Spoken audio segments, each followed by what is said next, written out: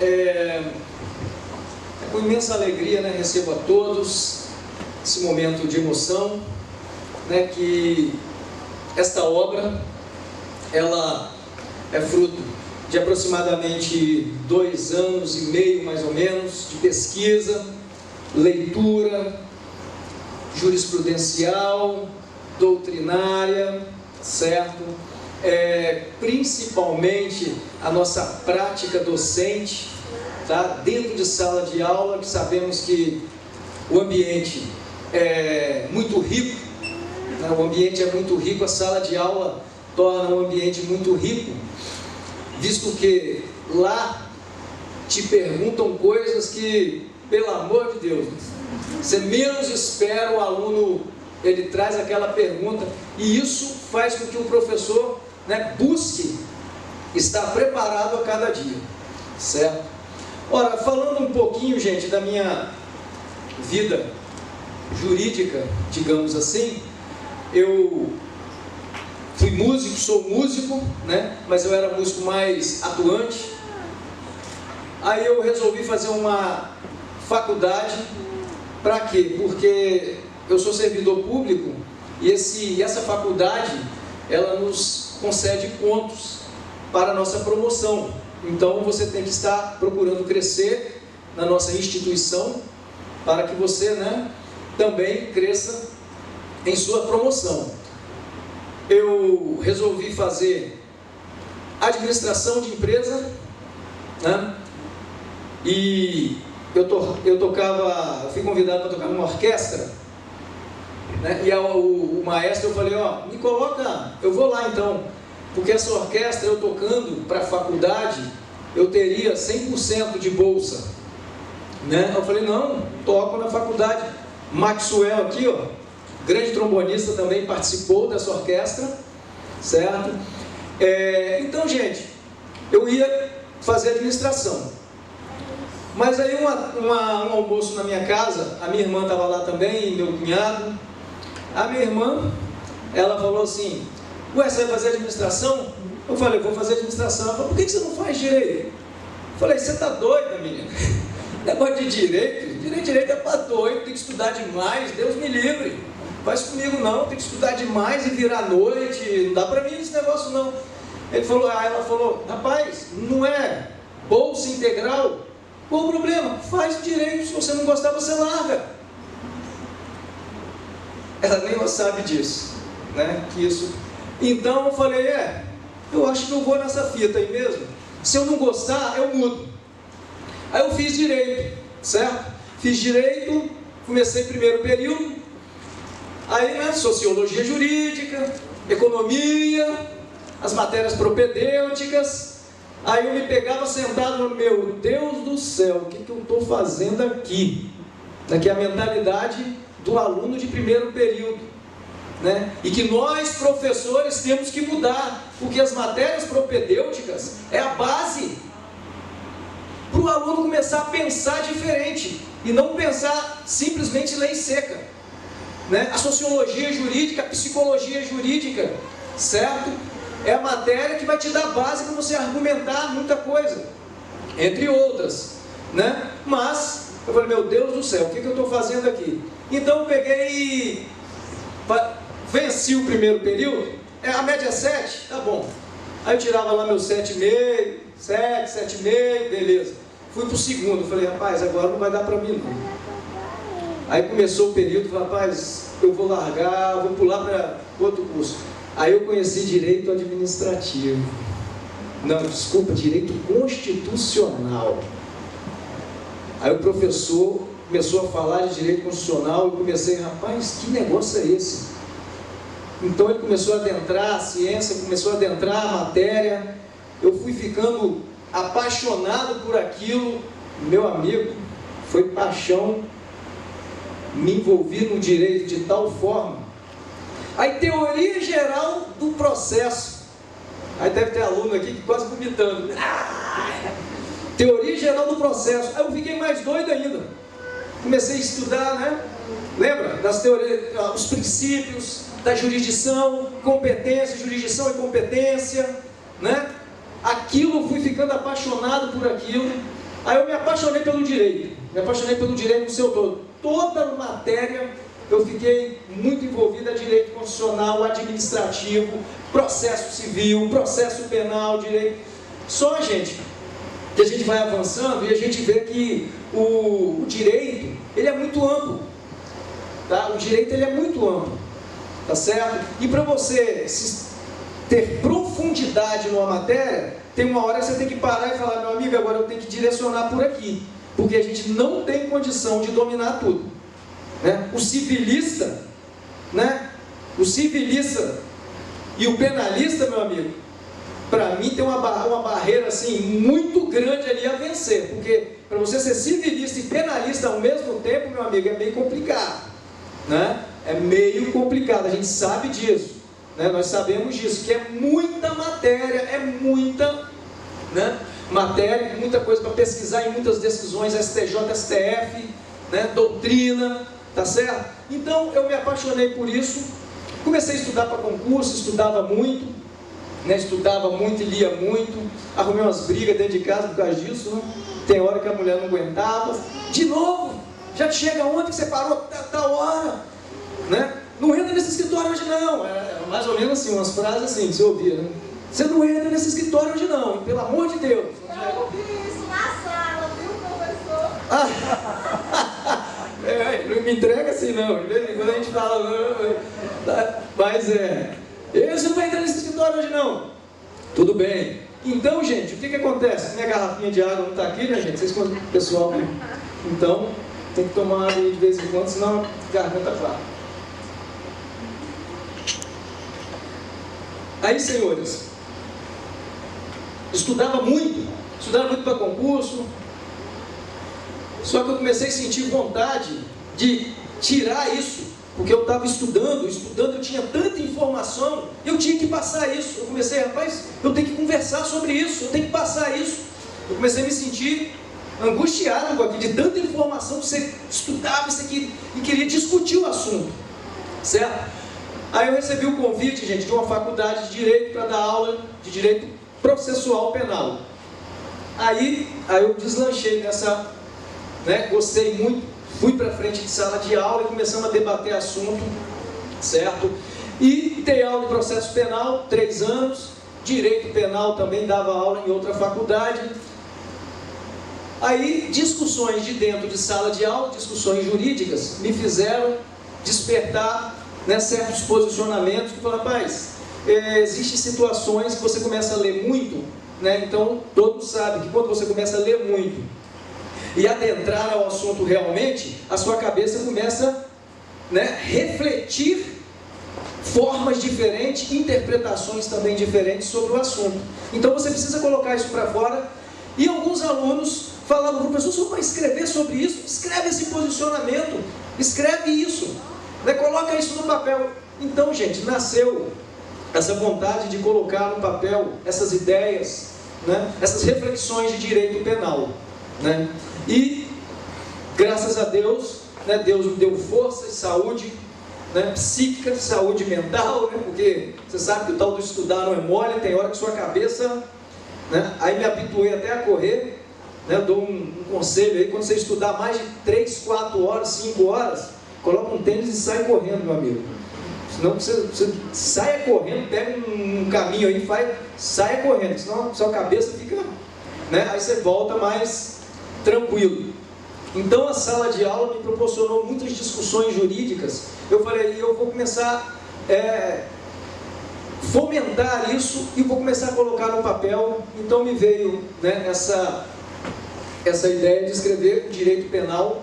Por quê? Porque eu sou apaixonado pelo direito e eu direcionei minha vida para a área penal, certo? Porque para se aprofundar nas minúcias, nos detalhes, você tem que direcionar. Não tem como você pegar um todo e abraçar tudo, você não vai conseguir chegar às minúcias, né, e os detalhes da aplicabilidade do direito, tá certo? Então nasceu isso, gente, e a obra nasceu, né, o direito penal, parte geral. Algumas fechei, fiz aí, negociei com algumas, né, na verdade discuti alguns assuntos com algumas editoras, mas optei pela Lumen Juris né, com a editora do Direito, certo? Então nós fechamos um contrato e o livro está aí, graças a Deus. Fizemos, né, muita pesquisa jurisprudencial, doutrinadores contemporâneos, doutrinadores tradicionais, estão ali elencados, ali citados devidamente, né? A obra, vários exemplos, porque toda vez que eu estava escrevendo eu falava, e se um aluno perguntar isso? Aí eu estava escrevendo, eu terminava um parágrafo, mas pode um aluno também querer saber, por que se falou isso aqui? Aí eu ia lá e adicionava, a ideia era falar, vamos fazer umas 500 páginas, só que virou quase 800 e poucas aí. Por quê? Porque toda hora vinha, e se o aluno perguntar sobre isso? Eu já fui aluno e eu sei, quando você lê a doutrina e fala, rapaz, esse cara falou, mas eu não consegui entender o que esse cara quis dizer, tem umas coisas assim, e isso eu tentei evitar ao máximo, que aconteça isso, sem perder a técnica jurídica, sem perder, tá, algumas tradições jurídicas, porém numa linguagem que as pessoas consigam, né, compreender através principalmente dos exemplos. Você fala crime impossível, você fala um crime impossível, impropriedade absoluta do objeto, caramba, legal, hein? Que é isso? Ineficácia absoluta do meio, ó, foi crime impossível, hein? Por ineficácia absoluta do meio, tá, que negócio é esse? Então nós detalhamos isso através dos exemplos, né? Para quê? Para ficar bem claro, tá, gente? Então a doutrina está aí fundamentada, vocês poderão ver nas referências bibliográficas, tá? Essa doutrina ela vai subsidiar tanto os operadores do direito, quanto os alunos, né? Graduados, graduações, pós-graduações, certo? E concurso público vai subsidiar um pouquinho do direito penal, gente. Falaremos só alguma coisinha sobre o direito penal. O direito penal, na sua evolução, vocês sabem que nós passamos pelas fases da vingança. O direito penal, historicamente, ele nasce na humanidade, né, ele se confunde na história com a própria direito, com a própria pena, com o próprio nascedor das penas, tá certo? Por quê? Ora, os grupos viviam, né, a sociedade vivia em grupos e tribos, certo? E um se defendendo do outro, lutando pela sobrevivência, tá certo? E nós perpassamos então pelas fases da vingança, chamada vingança divina, a vingança privada e a vingança pública, certo? Essas fases, o direito penal, ele passou uma por uma, né? A fase de direito, a fase da vingança divina, gente, é muito interessante. Por quê? Porque toda a sociedade era voltada em divindades, em Deus, certo? Se alguém da tribo fizesse alguma coisa errada, né, ou eles criam em vegetais, em animais como deuses, certo? Fenômenos da natureza como deuses, eles criam nisso. Então, se trovejava e chovia demais, opa, alguém errou, alguém tem que morrer, porque tem que ser sacrificado para quê? Para aplacar a ira dos deuses, certo? Vivemos a vingança privada, onde chamada, né, a gente chama um nome aqui, um nome específico, né, que é a vingança de sangue, né? Tribos, também grupos, lutavam uns com os outros, tá certo? Eles lutavam uns com os outros para sobrevivência. E outra coisa, o que acontece na vingança privada? Se você cometeu um crime, se você atingiu alguém da outra tribo, meu amigo, a outra tribo, ela vinha e dizimava todo a sua tribo ou seu grupo, certo? Essa era a fase da... Não tinha proporcionalidade alguma entre crime e aplicabilidade de pena. A fase da vingança privada. Nós temos uma vingança privada chamada Lei de Talião, né? Lembra dela? Nós já falamos sobre ela em sala de aula. A Lei de Talião, que vem da palavra talis, que significa tal qual, idêntico, né? Que em sua máxima está escrito o quê? Olho por olho, dente por dente. Era o que vigia na época, certo? Era o que vigia. E pasmem os senhores, a Lei de Talião, à época, foi um grande avanço para a época. Por quê? Porque ela trouxe proporcionalidade ao modo dela, mas trouxe proporcionalidade.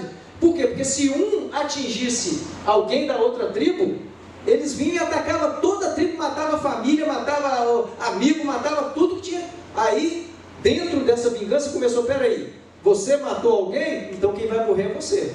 Olho por olho, dente por dente. Os demais não respondiam. O direito penal passou por isso. Passou também depois pela vingança pública. A vingança pública, é claro, o soberano tinha que ter no controle todo o povo. Ele tinha que ter no controle todo o povo. Então ele fazia o quê? Ora, meu amigo, ó, acabou, hein? É comigo agora. Se alguém cometer crime contra alguém, eu não quero baderna no meu reinado, né? Se eu não quero, entendeu? Desordem. O rei determinará a pena, certo? O rei determinará a pena. Então ele extirpou ali a vingança, né, pelas próprias mãos, certo? Pelas próprias mãos. Vencido isso, gente, estou falando bem resumido, nós passamos pelas escolas clássicas, lembra? A escola clássica com forte, né, base do iluminismo à época, né, nossos grandes filósofos da época que já estavam ali fomentando, né, as ideias de liberdade, estavam fomentando, retirando essa deidade das questões legais, né, das questões humanas, tá certo? Houve aí o grande Marquês, né, de Beccaria, né, César de Beccaria, dos Delitos e da Pena, essa obra, né, que nós conhecemos, ela foi um dos marcos que fomentou isso na escola clássica. Perpassamos também pela já chamada escola positiva. A escola positiva, aí já criou-se um cientificismo maior, né? Aí quem não lembra aí de quem? O Lombroso, né? Quem não lembra de Lombroso? O Lombroso foi um grande jurista e na época médico também. Ele tratava o que? Ele falou, meu amigo, é o seguinte, o criminoso é nato, a criminalidade nasce nele. O criminoso, ele tem características de criminoso, certo? É nato, o cara nasce criminoso. A ideia já está no gene do cara, a ideia de Lombroso, tá? Isso são evoluções do direito, né? César de Lombroso, chamada fase antropológica, tá certo? Temos também a escola crítica, a escola eclética. Foi uma terceira escola, gente, que ela só trouxe ideias da escola clássica, ideias da escola positiva e fez junções ali das coisas mais positivas e importantes. Vindo para o Brasil agora, gente, nós temos o Brasil colonial, certo? Brasil colonial, o que acontece? Antes, tínhamos Brasil colonial, éramos regidos pelo quê? Pelas ordenações, não era isso? As ordenações que nós estudamos lá, até no primeiro grau, segundo grau, ordenações afoncinas, lembram disso? Ordenações manuelinas, ordenações filipinas, ordenações de Portugal que vigia aqui no Brasil. Brasil Império, e o direito começa a evoluir, está evoluindo, está em evolução. O direito penal, cria-se aqui então o Código Criminal, né? Dom Pedro I, né? Primeira Constituição aqui no Brasil, imperial, né? Código Criminal. Perpassamos também depois pelo período da República. Período da República, nós temos aqui o Código Penal de 1890, tá? Continuando a caminhar, chegamos aonde? Estado Novo, 1937, golpe de Vargas, certo? O que acontece? Código Penal de 1940. Aí o que acontece agora? O Código Penal de 1940 é o nosso código de hoje, certo? É o nosso código de hoje. Só que é o seguinte, gente, temos que ter em mente, sempre temos que observar o quê? Ora, eu falo dos meus alunos, tem gente que fala, pô, também somos regidos por um código de 1940. Não, gente, a nomenclatura dele continua. Só que ele já sofreu várias alterações. O código já sofreu várias alterações legais. sobretudo na parte geral, na Lei 7.209 de 84, que alterou toda a parte geral do Código Penal, certo? Então esse código, ele vem se evoluindo conforme, né, a sociedade, o código também ele foi evoluindo, tá? Ora, precisamos de um Código Penal eficiente, um Código Penal forte, tá? E justo, tá certo? Ora, não estamos falando aqui, gente, de um Código Penal que saia punindo qualquer um, ou principalmente punindo seletivamente, de forma alguma. Não estamos falando de um tipo de Código Penal que saia punindo pessoas aleatoriamente, sem critérios. Não estamos falando disso. Estamos falando de um Código Penal eficiente para a proteção do bem jurídico tutelado pela lei. Tá? Tutelado pela lei. Continuando aqui dentro dessa perspectiva, o Código Penal, ele precisa ser forte, por quê? Porque ele tem que inibir o crime, ele tem que servir, né, para inibir o crime, ele tem que servir para intimidar pessoas que pensam em delinquir e pessoas que estão no crime. Nós temos que ter um Código Penal forte, lembrando, sempre fundamentado nos princípios e nas garantias constitucionais, certo? Nós temos que ter um código que se utilize das finalidades da pena, como a teoria absoluta retributiva. A teoria absoluta retributiva da pena, ela fala assim, ó, essa teoria, retribuir o mal causado, certo? É retribuir o mal causado. Beleza. Só que as finalidades da pena no Brasil não é só fundamentada na teoria absoluta, ela também é fundamentada na teoria relativa ou da prevenção. E a teoria relativa da prevenção, ela se mostra através de suas vertentes na prevenção geral e na prevenção especial. Na prevenção geral negativa, gente, é intimidar os sujeitos. É intimidar os sujeitos para desestimulá-lo às práticas criminosas. Também dentro da prevenção geral, chamada positiva, é demonstrar a eficiência e a reafirmação do direito penal. Continuando ainda com as finalidades da pena no Brasil. Nós estamos ainda dentro das finalidades da pena no Brasil. Sua prevenção especial, você retira o criminoso do convívio social para que ele não volte a delinquir. E, conjuntamente, você aplica também a prevenção especial positiva, que é a busca pela ressocialização, certo? E a readaptação do condenado à sociedade. A pena no Brasil, ela tem essas finalidades, certo? Então nós temos que estar bem claro quanto a isso. Ela tem a sua finalidade preventiva, mas ela também tem a sua finalidade retributiva. Adotamos a teoria eclética, que abarca as duas, certo? Abarca as duas. Por derradeiro, gente, precisamos de um direito penal justo e garantista, um direito penal que busque, no momento da aplicação da pena, busque observar os princípios constitucionais e infraconstitucionais, elencados, fundamentados, no nosso ordenamento jurídico penal. Tem que ser observado isso, certo? Tem que ser observado, porque esses princípios foram conquistados, com muitas guerras ou revoluções, certo? Por pessoas simples, lutando pela liberdade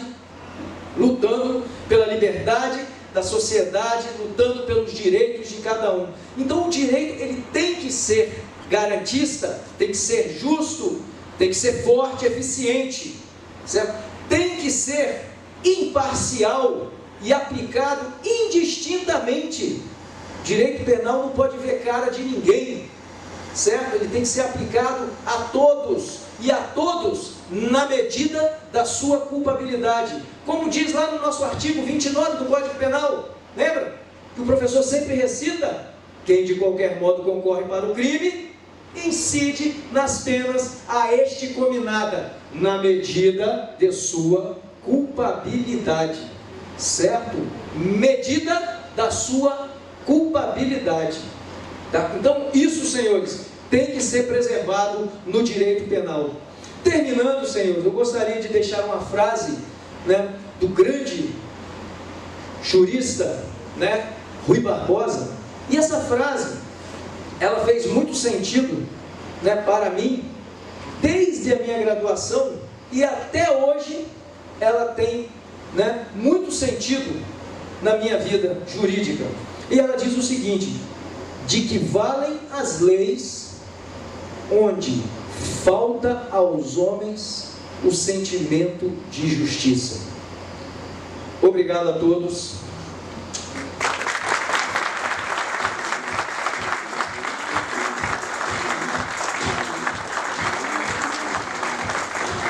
Obrigado, gente. Eu gostaria de agradecer aqui, né, diretamente.